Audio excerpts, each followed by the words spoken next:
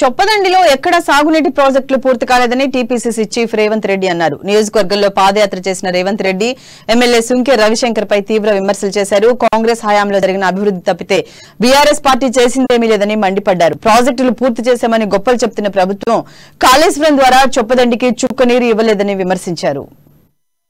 మాదిగబిడ్డల demand A B C D వర్గీకరణ చేసిండా, ఇంటికో ఉద్యోగం ఇచ్చిండా, గిరిజనులకు 12% రిజర్వేషన్ ఇచ్చిండా, మైనారిటీలకు 12% రిజర్వేషన్ ఇచ్చిండా, కేజీ నుంచి పీజీ ఉచిత నిర్బంధ విద్య అమలు చేసిండా, రైతులకు ₹1,00,000 రుణమాఫీ చేసిండా, పండించిన పంటకు గిట్టుబాటు ధర చెల్లించి ఒట్లు కొనుగోలు చేసిండా.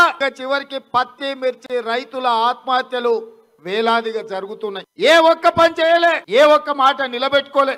కానీ ఇవాళ తెలంగాణ మొత్తాన్ని అలికినా, సున్నమేసినా, ముగ్గేసినా, అద్దమోలే చేసినా తెలంగాణ మోడల్ తీసుకొని దేశ రాజకీయాలు చేస్తా అని ఊరి మీదకి బయలుదేరి ఏ ప్రాజెక్టు పూర్తి కాలే, ఈ ప్రాంతంలో ఏ పనులు చేయలే.